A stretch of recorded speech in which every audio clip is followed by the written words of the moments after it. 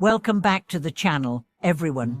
Today, we are going to explore a topic that is not only profound but often misunderstood. What is the true purpose of spiritual practice? What you are seeking as good feelings is actually a trap. Many people begin their spiritual journey with the hope of feeling peaceful, joyful, or calm. These are natural desires, and there is nothing wrong with seeking these positive emotions. However, the true purpose of spiritual practice goes far beyond simply feeling good. In fact, the pursuit of good feelings can lead us down a path that ultimately prevents us from achieving the deeper purpose of practice. In today's video, we are going to take a deeper look at why the pursuit of good feelings can be a trap, and how understanding the true purpose of spiritual practice can transform our lives in meaningful ways. We'll break down what spiritual practice is really about, why it transcends fleeting emotional experiences, and how it leads us to a state of lasting peace and wisdom. Let's begin by addressing one of the most common misconceptions about spiritual practice, that it is meant to make us feel good all the time. This belief is often fueled by our desire for happiness, comfort, and relief from suffering. We may begin our practice, such as meditation, yoga, or mindfulness, in hopes of attaining a sense of inner calm, joy, or bliss.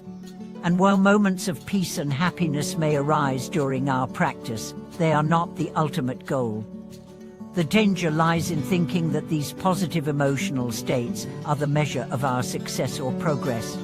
The truth is, the pursuit of good feelings as the primary goal of spiritual practice is ultimately limiting. It keeps us focused on the impermanent nature of emotions, which are fleeting and often beyond our control. When we become attached to these feelings, we end up chasing after them, setting ourselves up for disappointment when they inevitably fade away.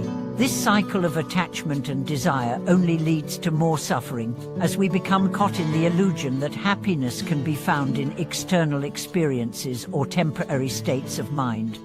In many spiritual traditions, including Buddhism, the goal of practice is not to experience pleasure or peace all the time, but to transcend the cycle of desire and attachment. Spiritual practice is about cultivating awareness, wisdom, and equanimity, which allows us to face the ups and downs of life without becoming swayed by them. Instead of chasing after emotional highs, we learn to be present with whatever rises, accepting both the pleasant and unpleasant with mindfulness and understanding. Let's explore this idea further.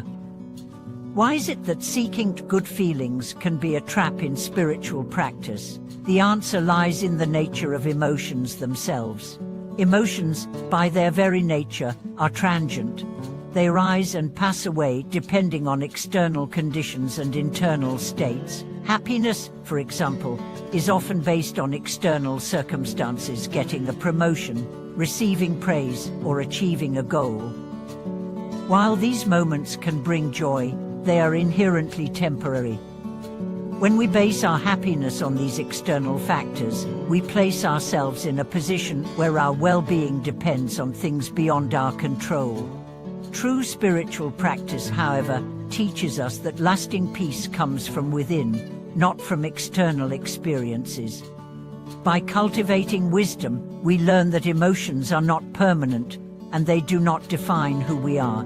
Instead of clinging to feelings of happiness or peace, we learn to detach from them and recognize them as temporary states. The true purpose of spiritual practice is to develop a deeper awareness that is not dependent on the fluctuating nature of emotions.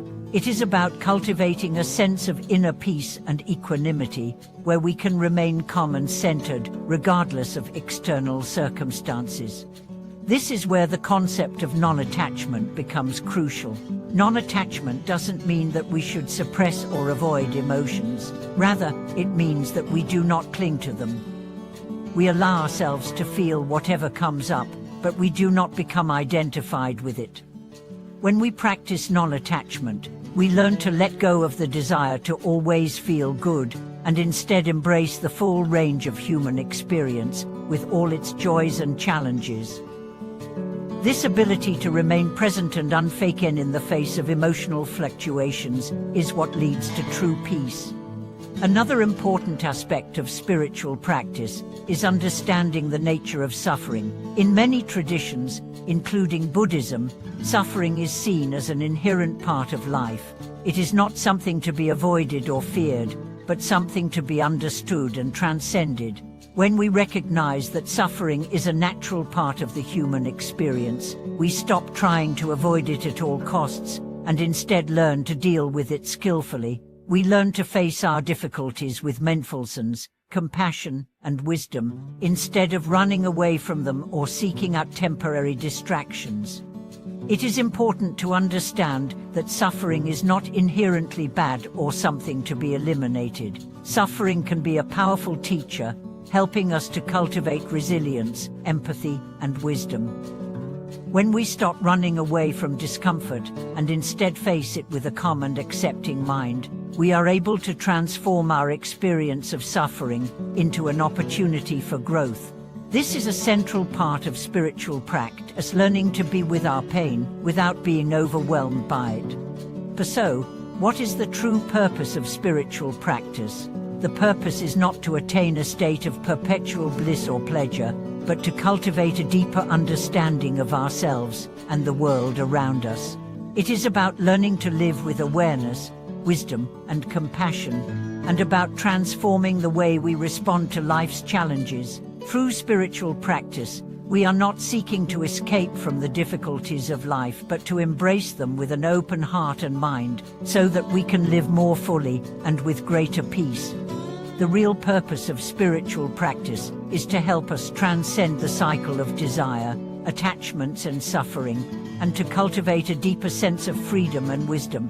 This freedom comes from understanding the impermanent nature of all things and recognizing that we do not need to cling to transient experiences to feel fulfilled. True fulfillment arises from within, from our ability to be present with whatever arises, without attachment or aversion. In conclusion, the pursuit of good feelings as the ultimate goal of spiritual practice is a trap that keeps us stuck in the cycle of desire and attachment. True spiritual practice is about cultivating wisdom, mindfulness, and equanimity, so that we can face life's challenges with grace and understanding. It is about transcending the fluctuations of emotions and finding peace in the midst of whatever rises. By practicing in this way, we can find lasting peace and wisdom that is not dependent on fleeting emotional experiences. Thank you so much for watching today's video.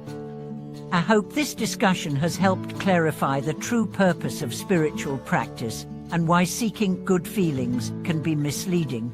If you found this video helpful, please like, subscribe, and share it with others. Don't forget to leave a comment below and share your thoughts on how you approach spiritual practice. I'd love to hear from you.